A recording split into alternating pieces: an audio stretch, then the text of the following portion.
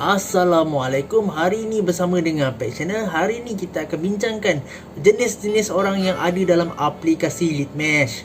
So bersama dengan Pet, kita akan go through satu-satu jenis-jenis orang yang ada dalam aplikasi Litmesh. Yang pertama, kita ada tempat orang meluahkan perasaan, di mana seorang ni mesti akan luahkan perasaan dia ataupun apa yang dilalui dalam hari tersebut untuk diluahkan di dalam status Litmesh tersebut, guys. So dekat sini dia akan luah lah. Contohlah hari ni hujan, dia tak dapat keluar. So dekat situ dia akan luahkan kat situ. Alamak hai, hujan pula dah, tak dapat keluar nak buat kerja-kerja yang dia nak buat tu, guys. Macam tu. So akan ada orang-orang macam ni, guys. Memang akan ada. Dia keluar pun, kalau dia keluar, dia akan ambil gambar dekat luar, dia akan tunjukkan dalam Litmesh. Kat sini hari ni dia dapat keluar jalan-jalan kononnya dengan kawan dia, pergi sungai, mana-mana tempat dia pergi, dia akan share dalam Litmesh. So dekat situ, itu yang pertama, guys, jenis share semua benda. Yang kedua, guys, kita akan ada jenis yang mencari partner ataupun cinta sejati yang tidak akan kesampaian, guys. Tak akan jumpa, guys. Kita tak tahulah, andai kata ada yang jumpa pasangan dekat situ yang betul-betul disatukan, kita tak tahu yang tu. Kalau ada, dan teruskan, insyaAllah, semoga dipermudahkan. Tapi kalau yang cari cinta dekat situ, apa tak boleh janji lah. Sebab benda ni alam maya. Kita tak tahu macam mana pasangan punya hati, macam mana kita punya feeling dengan dia punya feeling. Dekat situ agak membimbangkan lah, sebab dia menjerumus kepada perkara-perkara yang tidak elok, di mana kat situ heartbroken tak pasal-pasal. Lepas tu rasa-rasa macam rasa sakit hati lah bila dia layan orang lain. Korang mula sakit hati, mula hilang rasa sayang tersebut, dan mula tak percayakan lelaki ataupun perempuan. Kita tak tahu. So dekat situ tidak sangat digalakkan untuk mencari pasangan di Litmesh. So guys, berhati-hati dan jagalah hati anda.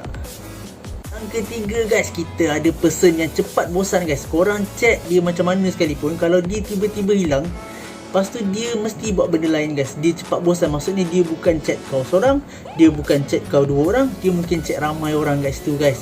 So dekat situ korang kena tahu kenapa dia buat macam tu. Sebab dia mungkin dah biasa sangat dengan soal cinta ni, dia dah selalu sangat disakiti. Kita tak pasti, guys. So dekat situ mesti dekat Litmesh tu ada jenis orang macam ni. Orang yang jenis dia takkan chat kau selama-lamanya lah. Even sebenarnya dia chat baru 5 minit, tahu-tahu dah hilang, guys. Dia dah bosan dengan korang, dia dah cari benda lain dah. Bila ditanya korang buat apa, kenapa hilang, dia sibuk main game sebenarnya, guys. Dia chat korang, mungkin dia cakap dia tolong mak dia. Korang tak tahu, mungkin dia buka game lain tepi, ataupun dia main game kat PC. So guys, berfikir-fikirlah. So guys, susah sebenarnya nak percayakan orang dalam air maya ni. Tambah-tambah lah kenal, korang tak jumpa kan, korang kenal melalui internet semua. So susah lah kat situ sebenarnya. Dah lah, kalau korang jauh, long distance relationship, lepas tu dah lah korang tak kenal betul dengan dia. Macam mana, guys? Yang keempat, guys, dia buat account Litmesh mata-mata nak join member dia buat party group, guys. Dekat Litmesh ni korang boleh buat group dan korang boleh bercakap-cakap lah dengan orang lain. So dekat sini Apek sebenarnya agak cringe lah benda-benda macam ni. Korang ada masa, korang mungkin boleh lah buat party group semua bersembang-sembang. Kadang benda tu tidak membawa faedah, ataupun ada yang membawa faedah, kita tak tahu. Tapi itulah, bila Apek dah masuk 2 ke 3 group tersebut untuk dengar apa penjelasan daripada pihak diorang, dan macam yang Apek kongsi, korang boleh dengar sendiri. Apek tak faham apa yang diorang bincangkan. Setiap ada yang saja bagi pick up line apa semua, siap ada grup untuk bercinta dekat situ.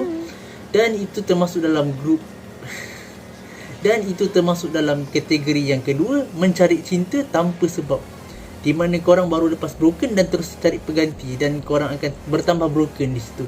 Di mana kenyataan lelaki semua sama, perempuan semua sama, sama-sama banyak. Mana kenyataan lelaki semua sama, perempuan semua sama, akan terkeluar daripada mulut korang semua kat situ.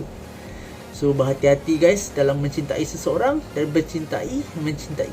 Benda tu tak salah lah pada Apek kalau korang saja nak release tension, nak berbual ataupun nak kenal orang baru kan dalam party group tersebut. Tapi bila korang berinteraksi tanpa sebab ataupun sebab yang sepatutnya, di mana kat situ Apek tak rasa benda tu akan bawa faedah lah pada Apek. So terpulang pada korang. Kalau korang enjoy match, korang main, guys. Jenis yang kelima ni, dia satu. Dia suka like status orang. Tak kisahlah siapa pun, dia suka like. Dia kerja dia dekat status. Kalau kita tengok dekat image tu, dia kerjanya like je status orang. Like je. Lepas tu ada masa dia komen, ada masa dia like je. Itu je kerja dia guys. Dia suka like ataupun memberi support kat orang-orang yang dalam litmas tu. Dia macam orang tu putus cinta, orang tu rasa down ataupun low confident, lost confident dia kan. So dekat situ akan ada the person yang akan beri semangat guys. So dia suka like, dia suka bagi semangat, dia suka naikkan semangat orang. Dia suka bagi orang satu benda yang dia mungkin tidak dapat sebelum ni. Mungkin sebelum ni dia down tapi dia sorang-sorang.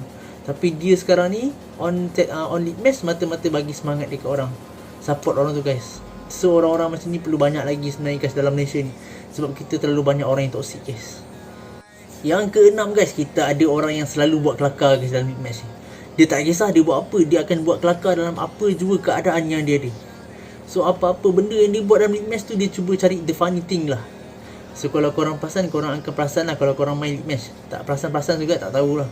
Sebab Apek perasan benda ni mestilah ada. Dalam 2-3 orang lain-lain tau. Tapi bila tengok dia status dia orang ni macam pelik-pelik. Ada yang macam, ada yang buat joke pasal kebaikan, ada yang buat joke pasal benda yang tak elok. So masing-masing lah kat situ kita tengok lah, kita pandai-pandai lah tahu kat situ. Sebab litmas ni dia tak ada barrier tau. Di mana korang boleh jumpa budak 13 tahun, orang boleh jumpa budak 18 tahun. Tak tahulah kalau filter tu dah tutup. Maksudnya budak 18 tahun jumpa yang kat atas je. Yang budak 18 tahun ke bawah jumpa yang kat bawah je. Sebab kat sini sebelum ni Apek tengok dia punya barrier dia tak ada tau. Di mana Apek boleh jumpa budak 13 tahun, Apek boleh jumpa budak umur 24 tahun, 28 tahun. Sorry lah, term budak tu sepatutnya tak boleh pakai lah. Arigatou gozaimasu. Nombor 7 guys, kita ada orang yang suka tekan chat atas ni dengan voice atas ni. Di mana dia suka chat dengan stranger, tapi stranger tu ada on the phone. Tapi tak semua tau, sebab ada jenis yang ghosting orang.